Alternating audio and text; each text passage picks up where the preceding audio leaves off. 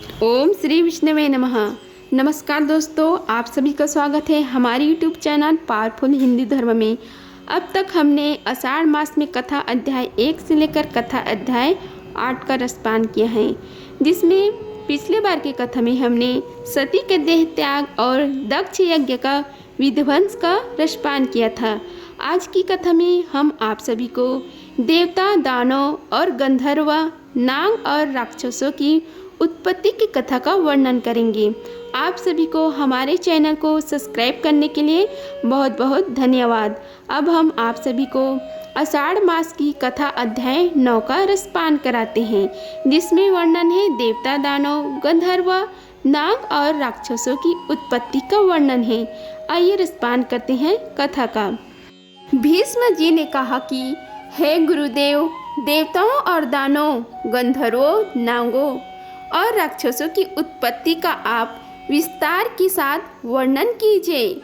Police जी बोले कि हे गुरुनंदन, कहते हैं पहले के प्रजा वर्ग की सृष्टि संकल्प से, दर्शन से तथा स्पर्श करने से होती थी, किंतु प्रचेताओं की पुत्र दक्ष प्रजापति के बाद मैथुन से प्रजा की उत्पत्ति होने लगी। दक्ष ने आदि में जिस प्रकार प्रजा की सृष्टि की उसका वर्णन सुनो।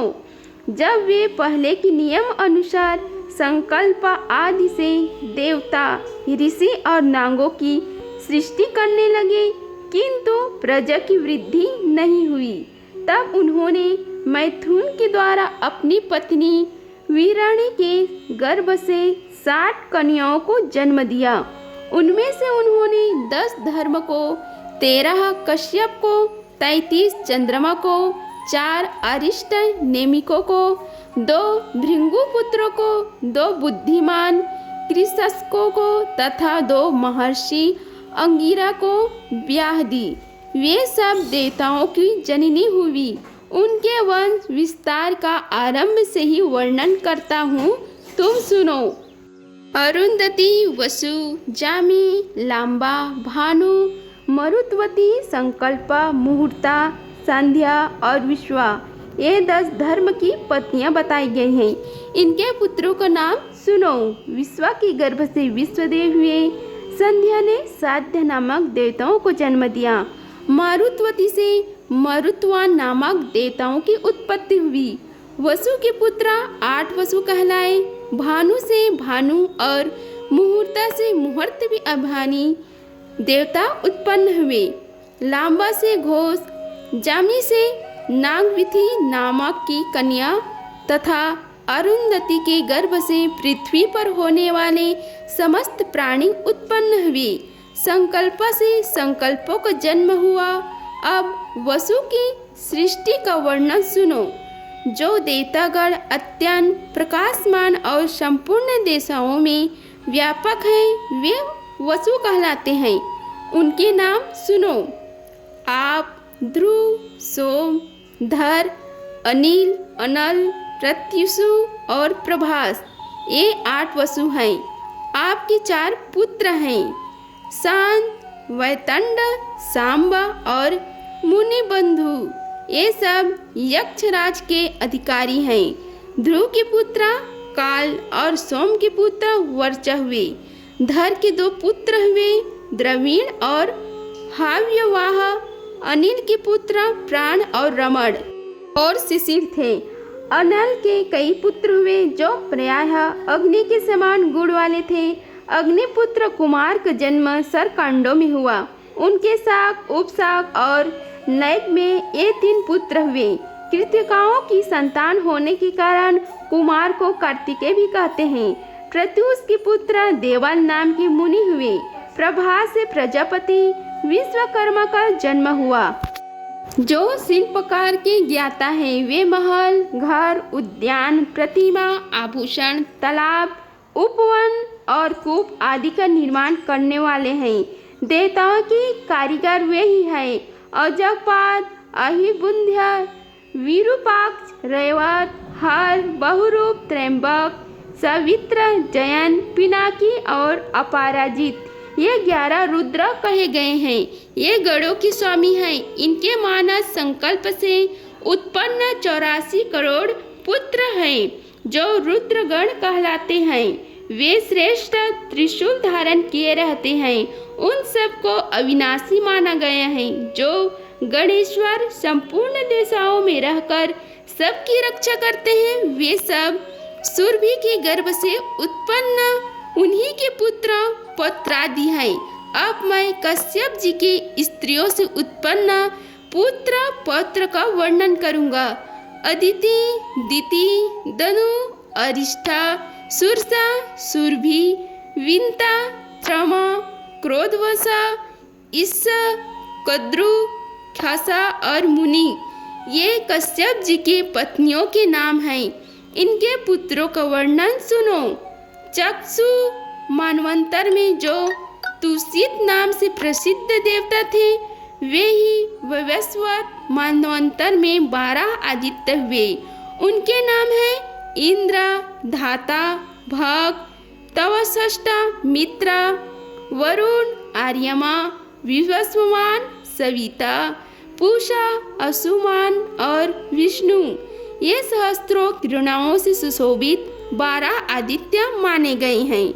श्रेष्ठ पुत्रों को देवी अदिति ने मरीचानंदन कश्यप के अंश से उत्पन्न किया था। कुशास्वा नामक ऋषि से जो पुत्र हुए, उन्हें देव प्रहरण कहते हैं। ये देवगण प्रत्येक मनवंतर और प्रत्येक कल्प में उत्पन्न एवं विलीन होते रहते हैं। भीष्म, हमारे सुनने में आया है कि अदिति ने कश्यप जी से 2 पुत्र प्राप्त किए, जिनका नाम थे हिरण्यकशिप और हिरण्याक्ष। हिरण्याक्ष के 4 पुत्र उत्पन्न हुए, प्रहलाद, अनुहलाद, सहलाद और हृदाद। प्रहलाद के 4 पुत्र हुए, आयुष्मान, शिवी, वस्कली और चौथा विरोचन। विरोचन को बलि नामक पुत्र की प्राप्ति हुई। बलि के 100 पुत्र हुए, उनमें ब्राह्मण जेठा था। गुणों में भी वह सबसे बड़ा चढ़ा था। बाण के 1000 बहिनी थी तथा वह सब प्रकार से अस्त्र चलाने की कला में भी पूरा प्रवीण था। त्रिशूलधारी भगवान शंकर उसकी तपस्या से संतुष्ट होकर उसके नगर में निवास करते थे। बाणासुर को महाकाल की पदवी तथा साक्षात पिनक प्राणी भगवान शिव की समानता प्राप्त हुई। वह महादेव जी का सहचर हुआ। हिरण्याक्ष के उल्लूक, शकुनी, भूत संतापन और महाभीम ये 4 पुत्र थे। इनसे 27 करोड़ पुत्र पौत्रों का विस्तार हुआ। वे सभी महाबली, अनेक रूपधारी तथा अत्यंत तेजस्वी थे। दनु ने कश्यप जी से 100 पुत्र प्राप्त किए। वे सभी वरदान पाकर उन्मत्त थे। उनमें सबसे ज्येष्ठ और अधिक बलवान विप्रचिति था। दनु के शेष पुत्रों के नाम स्वभानु और वृषपर्वा आदि थे। स्वभानु से सुप्रभा और पुलोमा नामक दानों से सची नामक की कन्या हुई। मयंक की 3 कन्याएं हुई, उपदानवी, मंदोदरी और कुहू। वृष पर्वत के 2 कन्याएं थी, सुंदरी, शर्मिष्ठा और चंद्रा। वैश्वानर के भी 2 पुत्रियां थी, पुलोमा और कालका। ये दोनों ही बड़ी शक्तिशालिनी तथा अधिक संतों की जननी हुई। इन दोनों से 8000 दानों की उत्पत्ति हुई। पुलोमा के पुत्र पलोम और कलाके के कलाखग या कालके कहलाए। ब्रह्म जी से वरदान पाकर ये मनुष्य के लिए अवध्य हो गए थे और हिरण्यपुर में निवास करते थे। फिर भी ये अर्जुन के हाथ से मारे गए।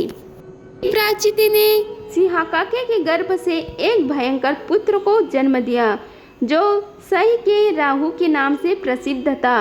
हिरण्यकश्यप की बहन सिंहाकाके के कुल 13 पुत्र थे, जिनके नाम ये हैं: शक, नल, वतापी, इनवल, नमुची, खस्रीम, अजन, नरक, कालानाग, परमाणु, कल्पवीर्य तथा दानव वंशवर्धन, संहार, दैत्य के वंश में निवात कवचों का जन्म हुआ। वे गंधर्व, नाग, राक्षस एवं संपूर्ण प्राणियों के लिए अवध्य थे, परंतु वीरवर अर्जुन ने संग्राम भूमि में उन्हें भी बलपूर्वक मार डाला। ताम्रमान ने कश्यप जी की वीर्य से 6 कन्याओं को जन्म दिया, जिनके नाम है सुकी, सैनी, भासी, सुगधि, गृधिका और सुचि। सुकी ने सुक और उल्लू नाम वाले पक्षियों को उत्पन्न किया। सयनी ने सैनो, बाजों को तथा भासिनी ने कुरन नामक पक्षियों को जन्म दिया। गिद्ध से गिद्ध और सुगृधि से कबूतर उत्पन्न हुए तथा सूची ने हंस, सरस, कारंड एवं प्रव नामक पक्षियों को जन्म दिया। ताम्र के वंश का वर्णन हुआ। अब विनीता की संतानों का वर्णन सुनो। पक्षियों में श्रेष्ठ गरुण और अरुण विनीता के पुत्र हैं तथा उनके एक सौदामिनी नाम की कन्या भी है, जो यहाँ आकाश में चमकती दिखाई देती है। अरुण के 2 पुत्र हुए, संपत्ति और जटायु। संपत्ति के पुत्रों का नाम वभ्रु और सिगग्र है। इनमें सिगग्र विख्यात है। जटायु के भी 2 पुत्र हुए, कर्णिकार और सदगामी। वे दोनों ही प्रसिद्ध थे। इन पक्षियों के असंख्य पुत्र पौत्र हुए। सुरसा के गर्भ से 1000 सर्पों की उत्पत्ति हुई तथा उत्तम व्रत का पालन करने वाली कद्रु ने 1000 मस्तक वाले 1 सहस्त्र नागों को पुत्र के रूप में प्राप्त किया। उनमें 26 नाग प्रधान एवं विख्यात हैं। शेष, वासुकी, करकोटक, शक, एरावत, कंबल, धनंजय, महानील, पद्य, अश्वस्तर, तक्षक, एलापत्र, महापद्य, धृतराष्ट्र, बहलह, शकपाल, महाशक, पुष्पदन, शुभवन, शंखोरोमा, नहुस, रमण, प्राणिनी, कपिल, दुर्मुख तथा पतालीमुख। इन सब की पुत्र पौत्र की संख्या अनंत नहीं है। इनमें से अधिकांश नाग पूर्व काल में राजा जन्मेजय के यज्ञ में मंडप में जला दिए गए। क्रोधवंश ने अपने ही नाम के क्रोधवंशज्ञ राक्षस समूहों को उत्पन्न किया। उनकी बड़ी बड़ी दाढ़ें थी। उनमें से 10 लाख क्रोधवंश भीमसेन के हाथ से मारे गए। सुरभि ने कश्यप जी के अंश से रुद्रगण, गाय, भैंस तथा सुंदरी स्त्रियों को जन्म दिया। मुनीषी से मुनियों का समुदाय तथा अप्सराएं प्रकट हुई। अरिष्टा ने बहुत से किन्नरों और गंधर्वों को जन्म दिया। ईरा से तृण, वृक्ष, लताएं और झाड़ियाँ, इन सब की उत्पत्ति हुई। खासा ने करोड़ों राक्षसों और यक्षकों को जन्म दिया। हे भीष्म, ये सैकड़ों और हजारों कोटियाँ कश्यप जी की संतानों की है। यह 125 मानवंतर की सृष्टि बताई गई है। सबसे पीछे दीति ने कश्यप जी से 49 मरुद्र गणों को उत्पन्न किया, जो सबके सब धर्म की ज्ञाता और देवताओं के प्रिय हैं। अगर आप सभी एकादशी व्रत रखते हैं तथा उसका पालन करते हैं और श्रवण कथा भी श्रवण करते हैं, तो हम अपने वीडियो में एकादशी व्रत की शुभ मुहूर्त, पारण के समय, कथा, व्रत का महत्व, उस दिन क्या दान करना चाहिए, इन सभी के बारे में हमने वीडियो अपने चैनल में अपलोड किए हैं। अगर आप इस वीडियो को देखना चाहते हैं तो हमारी चैनल पर जाकर इस वीडियो को देख सकती हैं तथा एकादशी की कथा का श्रवण कर सकते हैं। अगर आप सभी को हमारी वीडियो पसंद आई होगी तो वीडियो को लाइक कीजिए, चैनल को सब्सक्राइब कीजिए और कमेंट बॉक्स में ओम नमो भगवते वासुदेवाय लिखिए। धन्यवाद। मिलते हैं अगले वीडियो में। तब तक के लिए जय श्री राधे कृष्णा।